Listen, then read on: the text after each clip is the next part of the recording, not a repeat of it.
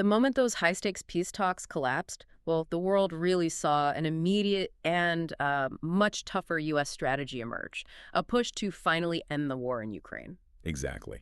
This story, it's less about the negotiation itself and maybe more about the consequences. Right. It feels like diplomatic hardball meeting, well, just absolute refusal to budge, and that led straight to the U.S. deploying some serious economic weapons instantly. So our mission today for this deep dive is to really unpack the reporting around this huge shift. We're looking at why that U.S.-Russia summit got halted so suddenly. Yeah, the specific reasons the U.S. administration pulled the plug. And how they responded, like, right away with these sanctions targeting the very lifeblood of the Russian economy. And we also need to figure out what this signals for, European unity and just the grim facts on the ground over there. Okay, so here's the hook. For months, the U.S. president, he's been really pushing for peace, probably the most persistent voice globally, demanding an immediate end to this conflict. We're hearing figures like 5,000, 7,000 soldiers lost per week. Just staggering numbers. But that whole diplomatic effort just slammed into a wall this week. The Budapest Summit. Canceled. Abruptly. So what killed the talks? It seems pretty clear. Russia's flat refusal. They wouldn't even agree to a temporary ceasefire. And the U.S. response. An immediate, severe economic hammer blow, targeting Russia's two biggest oil companies. That's right. So we need to look at the thinking behind that move, this decisive shift, and what this newly aggressive stance might mean for the war going forward. Okay, let's start unpacking that shift. The Budapest summit between the U.S. president and Vladimir Putin, it's definitely off. Now, given the president really wanted to end this war, why pull the plug? He publicly said he didn't want a, quote, wasted meeting. Well, it seems like this was a strategic cancellation, not just, a scheduling thing. The U.S. wasn't interested in just having a summit for the camera. Right, optics weren't enough. Exactly. The administration needed some kind of proof that the prep talks were actually leading somewhere solid. And when the Russian side refused even the bare minimum, the immediate cessation of hostilities, stopping the fighting, when they refused that, the administration basically signaled, okay, patience is over. Time for some consequences. So the core issue was the U.S. drawing this line in the sand. Stop the fighting now. Freeze the conflict along the current front lines. That was non-negotiable as a starting point. And importantly, this wasn't about negotiating borders yet. It was just stop the killing first. The U.S. position was, look, those preparatory chats with Putin, they were good, apparently, but they just didn't lead to any commitment on this crucial first step. Now, it's important to remember the president's approach, it hasn't been static, has it? It's been flexible, maybe even controversial for some, before this hardening. That's true.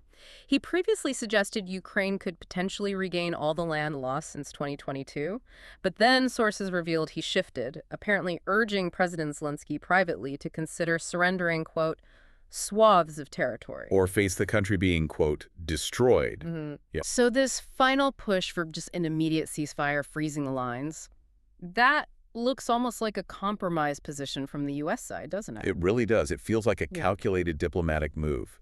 Make a reasonable-sounding offer, but one that forces Russia to show its hand.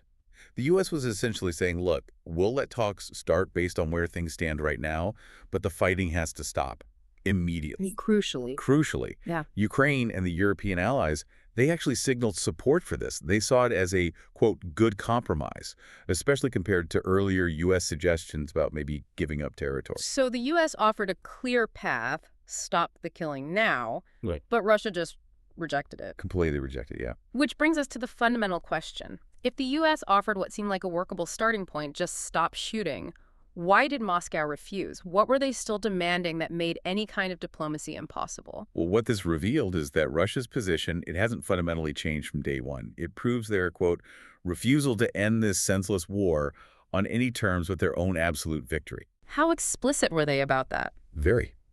Russian Foreign Minister Lavrov stated quite clearly that Russia is, quote, unwilling to agree to an immediate ceasefire unless it results in, quote, Ukraine's complete capitulation. Complete capitulation? I mean, that's not a basis for negotiation, is it? That's just demanding surrender. Exactly. It's not a starting point for talks. Moscow insists any talks have to address the so-called root causes of the conflict.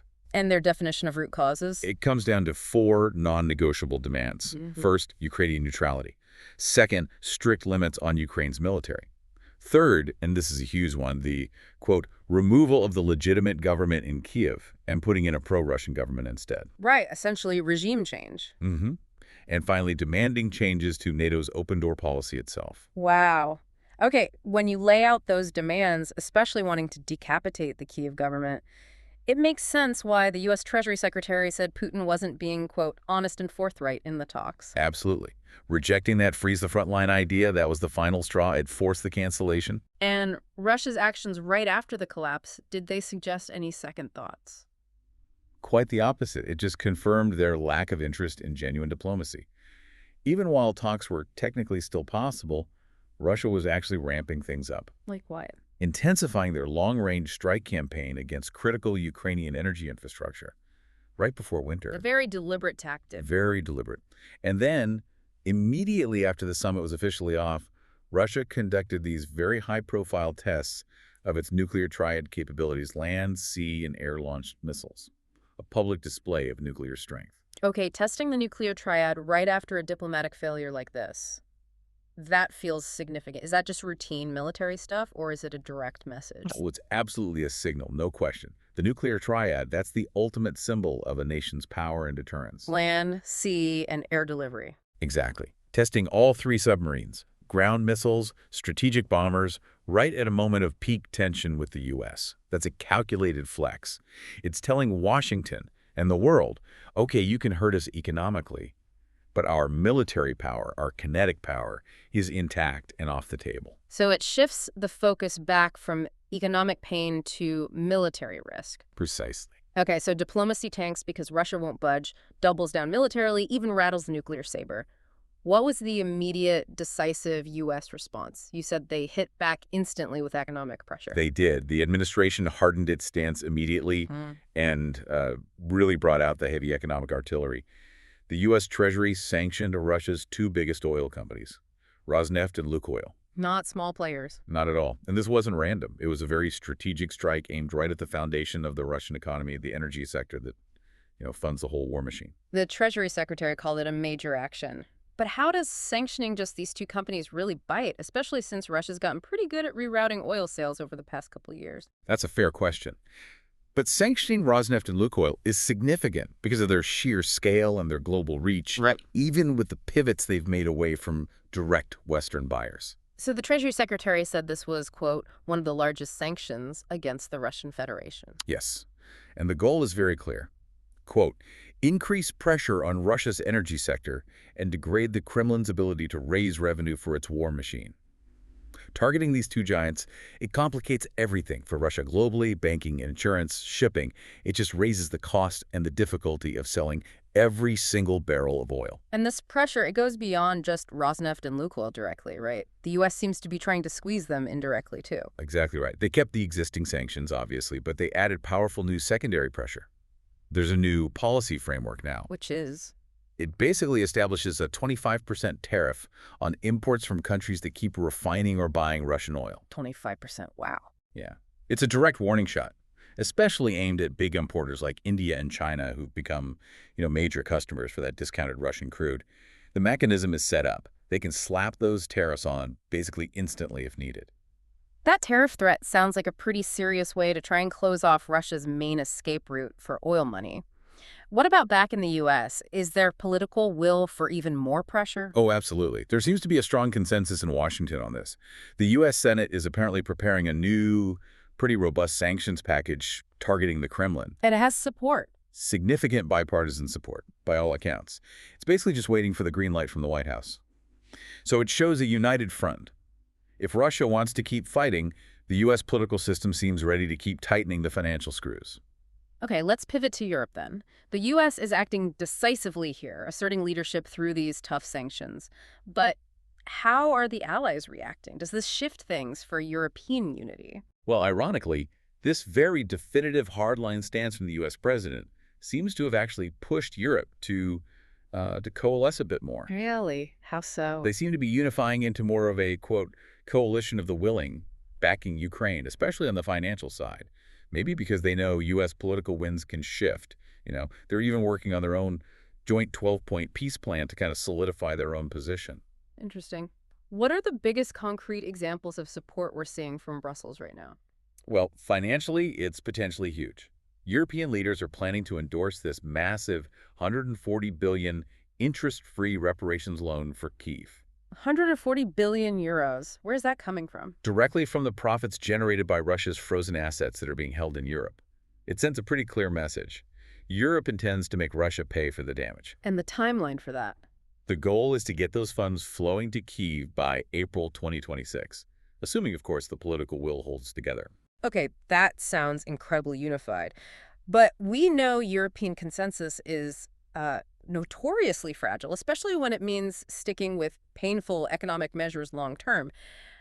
Are we seeing cracks already? Absolutely. That's the structural weakness, isn't it? Consensus in the EU. Yeah. And yes, it's already fracturing the pressure campaign. We've seen it before, and we're seeing it now. For example. Well, Slovakia's leader, Robert Fico, who's known for being more Russia-friendly, he continues to block the EU's latest round of sanctions. And apparently it's over completely unrelated political issues. Just holding things up. And then there's Hungary. They seem to hold a lot of power here. That's the real vulnerability. Hungary, under Viktor Orban, who, by the way, was quite keen to host that failed summit in Budapest, well, they've already been blocking Ukraine's request just to start technical talks for EU membership for months now. But their veto power goes deeper than just membership talks, right? Right. It affects the whole financial strategy. It affects everything. This is the critical point. The entire European plan, freezing those Russian assets, being able to issue that huge $140 billion loan, all the existing economic pressure on Russia, it all depends on the unanimous renewal of EU sanctions every 6 months. Every 6 months. Unanimous. Yes, which means Hungary effectively holds a constant structural veto threat over the whole system. If Orban decides to vote no at any point, The whole thing collapses. the core mechanisms of European financial support for Ukraine and pressure on Moscow could just evaporate.